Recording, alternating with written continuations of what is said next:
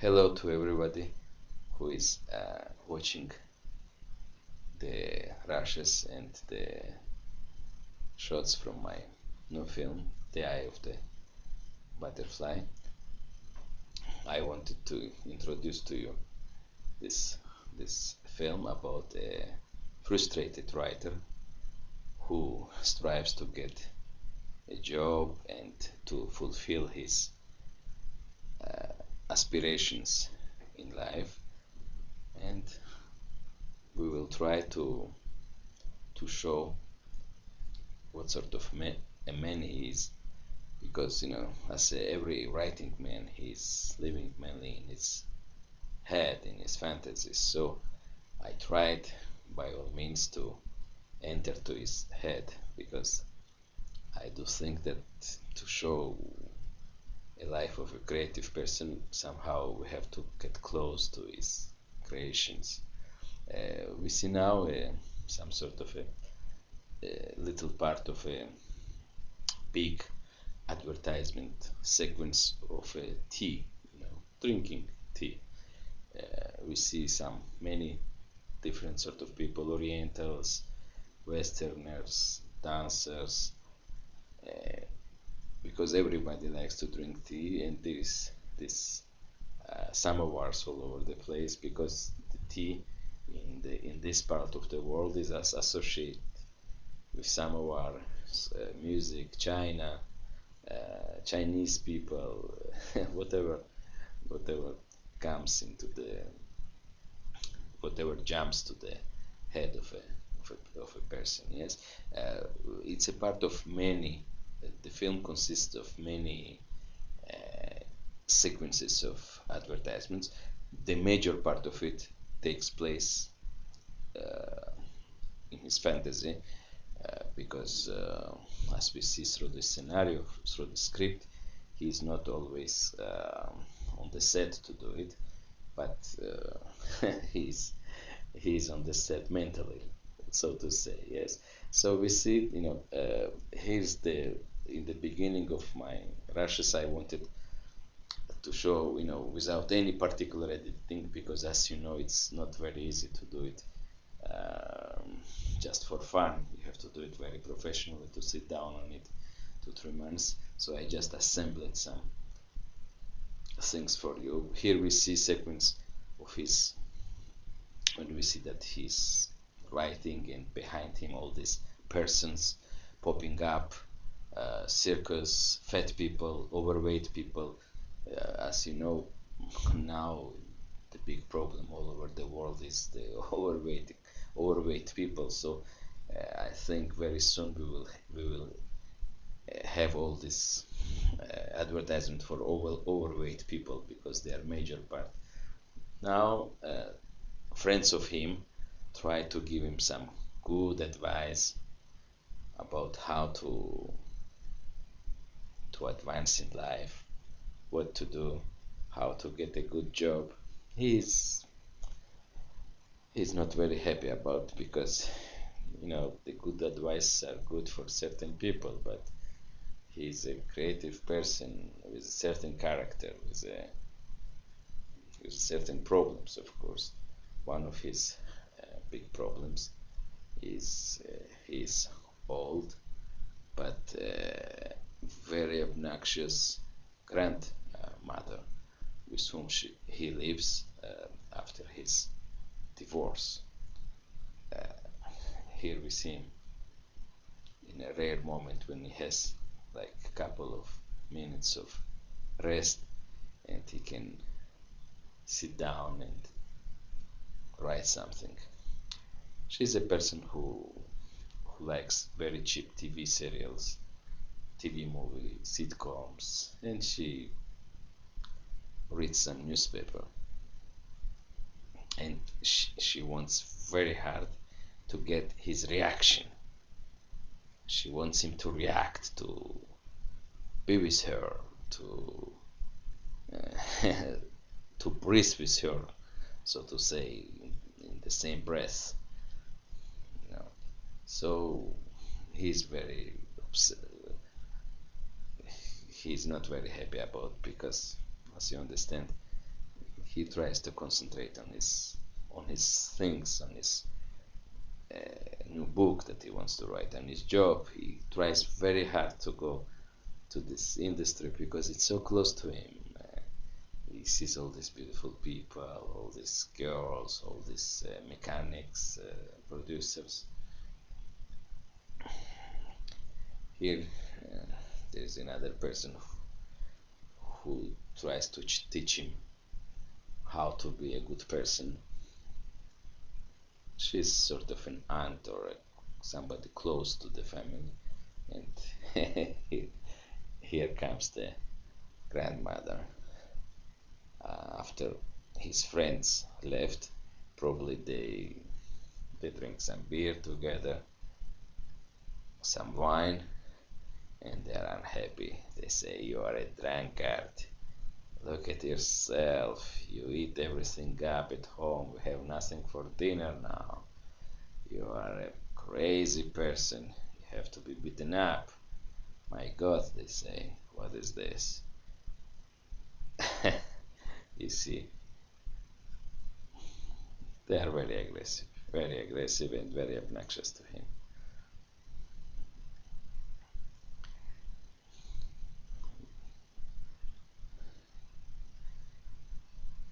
Here we will see that his ex-wife is coming to visit him, as they remained good friends, and the grandfather doesn't like her, so she will just pull her out, pull herself out of the room, and they will remain alone for a while.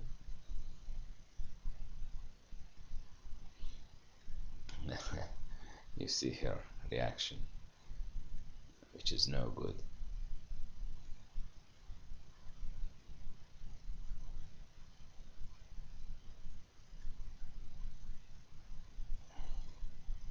It's a small promenade.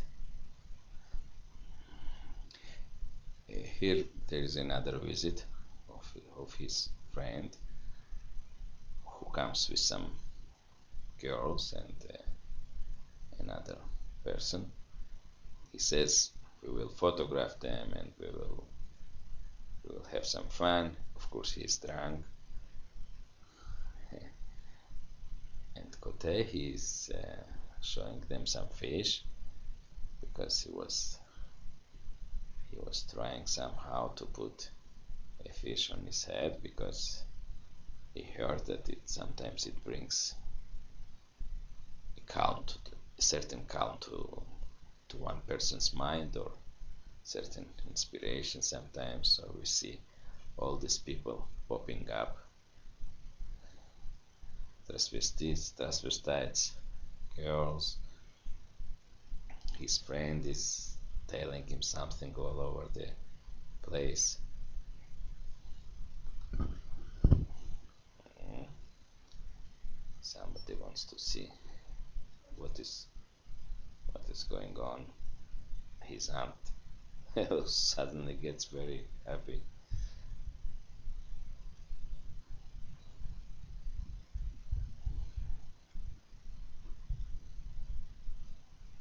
Yes. Now we will see the continuation of the scene, that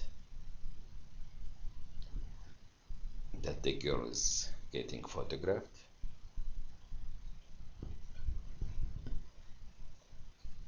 and everybody's getting involved. The person with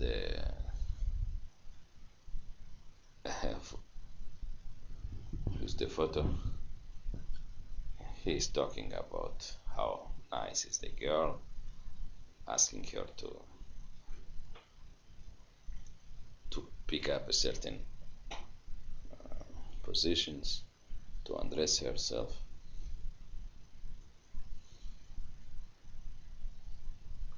So she's very happy of the attention that she is getting.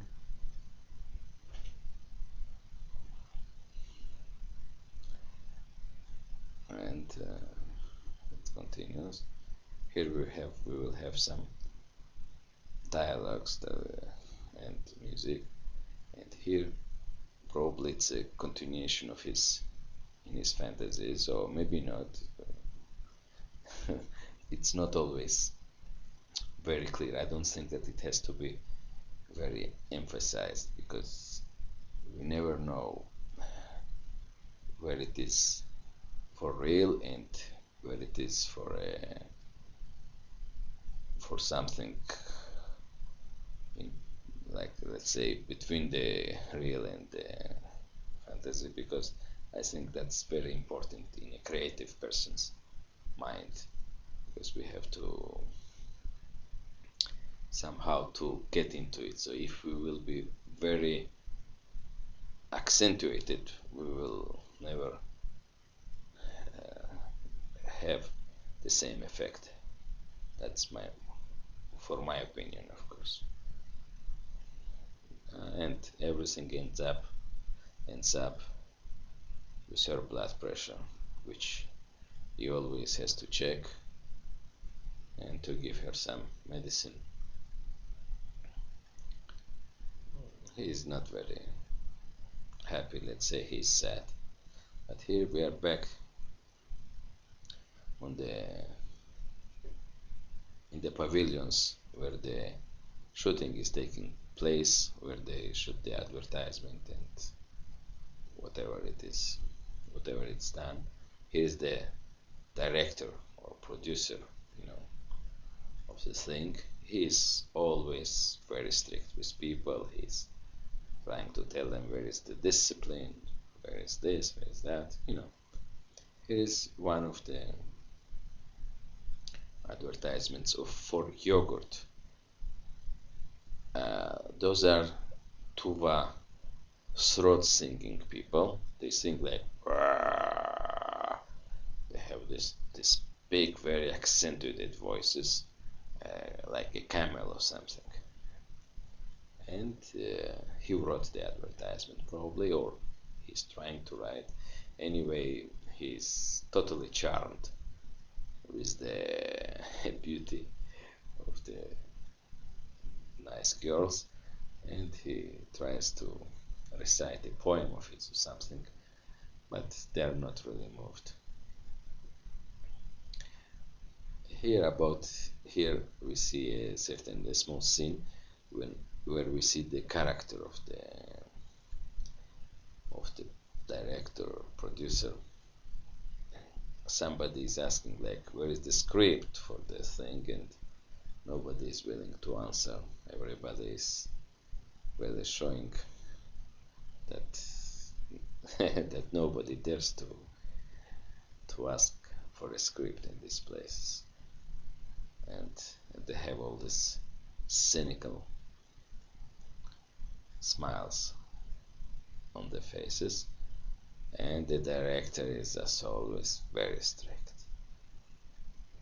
He sends everybody out to rehearse and so on. Here he is reading a book, and somebody, one of the personages from the book probably, or pops out, I don't know, as I, you know, as I filmed. That's a girl, a very nice girl. She's sort of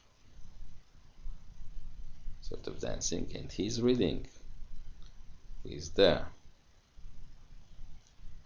Here we see the atmosphere where the technicians talk about salaries, what to do, what sort of date they had yesterday, etc. Here we see him again.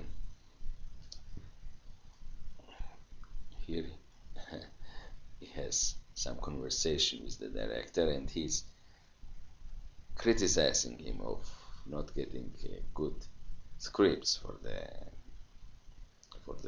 thing, because they have some projects and plans, and he doesn't supply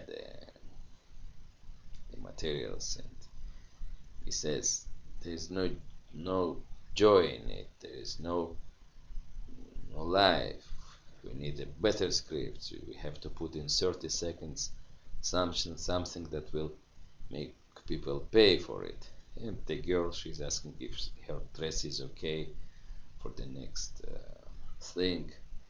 And there is always this big brouhaha about always in pavilion. Somebody is rehearsing dancing, somebody is talking, somebody is moving, somebody is arguing with somebody. So I wanted to show a little bit of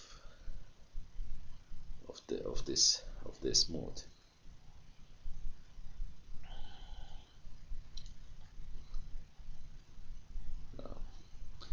So of course we will have a lot of background noise here, a lot of music,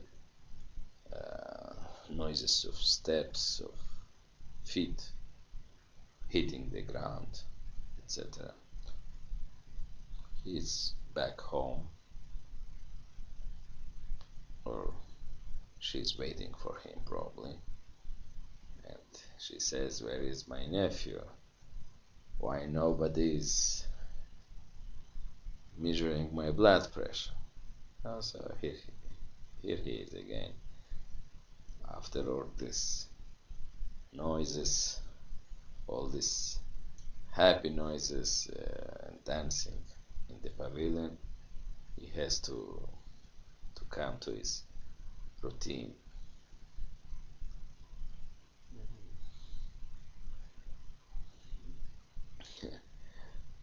Here we see some Oriental people uh, playing backgammon, and it becomes a big scene in his head, where people are dancing, playing. The money is in his head, in his hand. Somebody is dancing tango with two girls back there. Somebody is playing the harmonica. So that's what happens when you are a writer, when you see the things that are bigger than life, at least in your head. That's a part of a very big, probably one of the longest advertisement. But then here we see the dialogue between him and one of the assistants of the director and producer, who is trying, they're as always not happy with his writing, and the girl wants to get a part of one of the girls, so the director is very nice to her. Here is one of the parts of his routine life where the grandmother dominates his settings, and he has to give her the medicine. As always, he interrupts his dancing, his routine, his life, his servant to this old woman.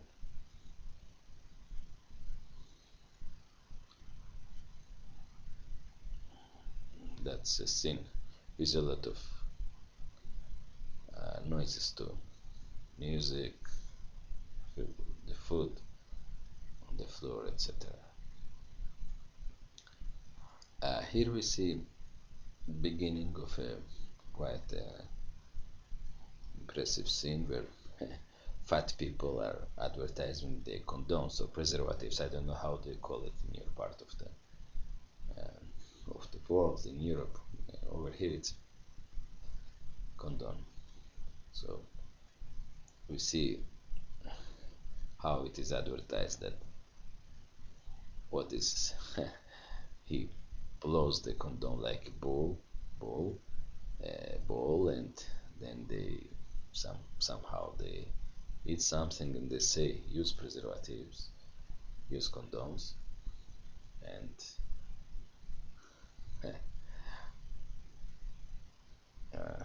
as many creative people, Sometimes he drinks quite very hard, and but in his fantasies are a bit lighter than probably than most people's are because he imagines some sort of an erotic scenes in his head where he kisses a long fitted and very shapy girl, but somehow all his family are around him and they are photographing him. He is a timid person by nature, so so we see him being not very so upright about it. Here he continues the drinking and some other personages are popping up, you see, and and of course he's continued to be photographed.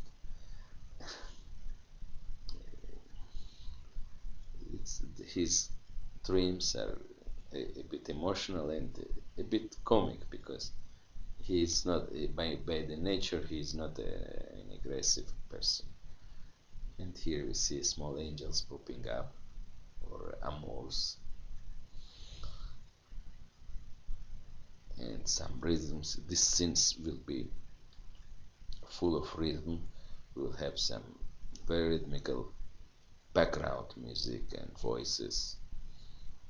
Here we see some more, probably it's more erotic as of a vision than something else. We see him with a pistol and the girl she's blowing in. Here's some merry moments at the pavilion where at this moment the director is not there, so they are they are making some they are doing some fun, some good time. Here is another ironic setting for advertisement as the overweight people uh, are putting some perfumes on themselves to get very attractive. Here is that's a that's a continuation of these scenes. I have some other scenes in between, but I I choose to put together as a selection, not as a whole film, because I don't have it. Um, as I told you, as I wrote to you, I have many hours of material, and it needs really good editing. Here it's a continuation, probably.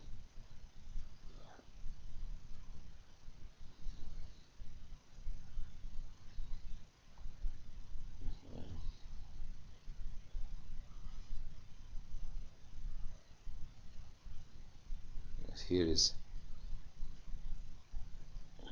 the the technicians are talking and they are preparing this scene. Somebody is shouting, "Let the girls come closer to the camera, let the girl closer," and the fat guy says, "Drink some good Georgian wine. It is the best for you. You will get very happy."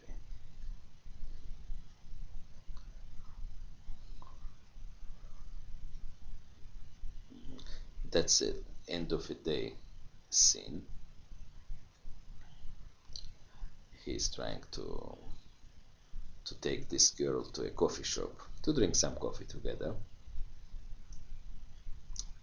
and he wants to get some money because he tries to get some money from this person for his work, but he's not very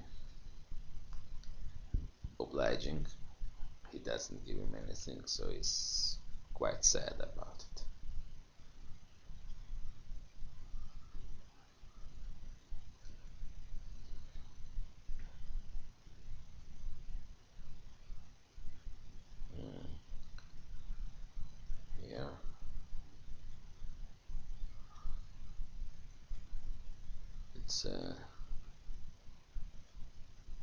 it's another dialogue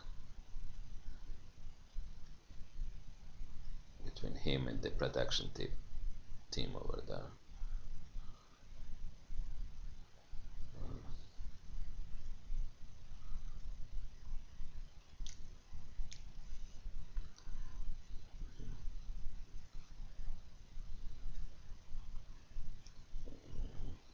Here, that's a kiss with a girl that he likes, and with whom through the whole film he has the small romantic relations. But uh, we'll see later what will come out of it.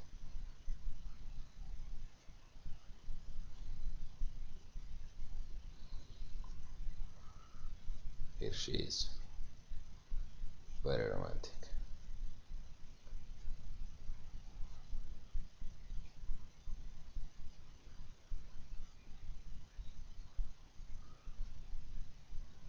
Yes, it will be with the tango music because we see in the background some tango. Here there is a explanation of love. He tells her about his feelings. She is quite indifferent, so he gets aggressive in a way, and they they kiss.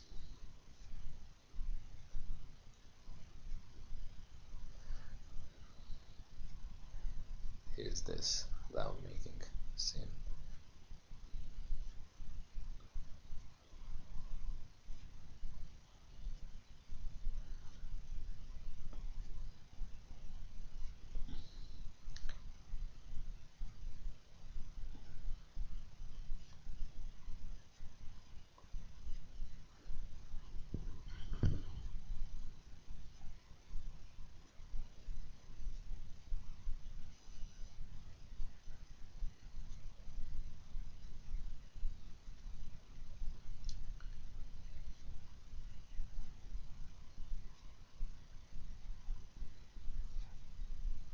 Mhm.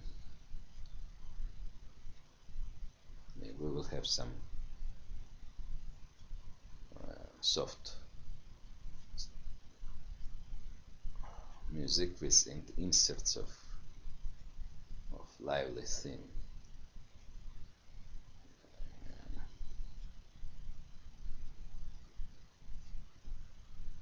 to accentuate the coming of the grandmother. She gets not really amused by seeing her nephew doing all this. You see, she came as always to measure her blood pressure, but she will get her way probably because she has to take care of her health.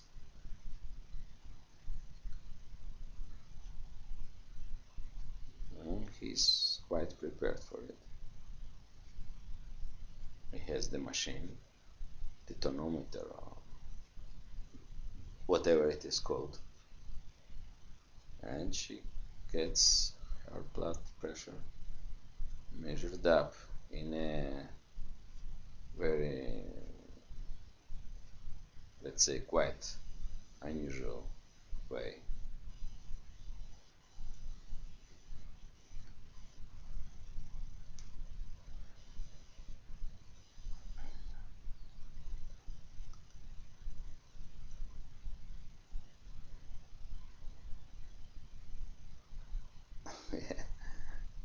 So she runs away.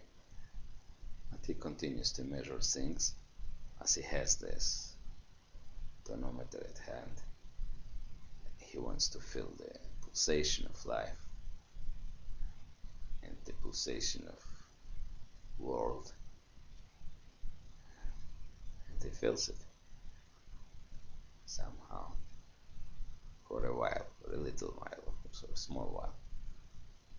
Here we are back to the pavilion. We see all these trombone players. They play very merry tune, triumphant tune.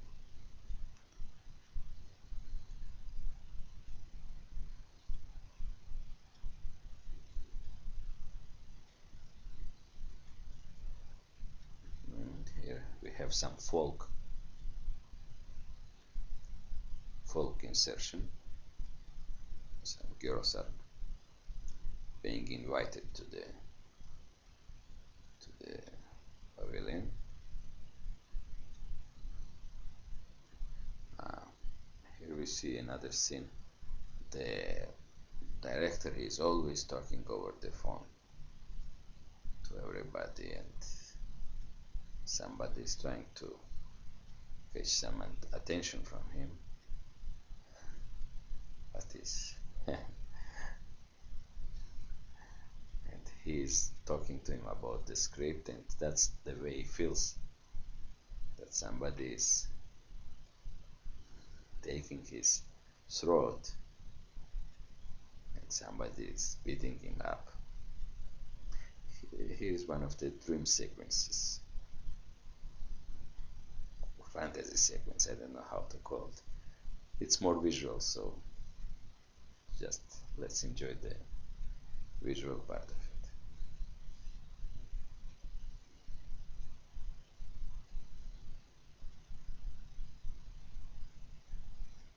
it. It depicts the way the things are done in a poetic way, let's say.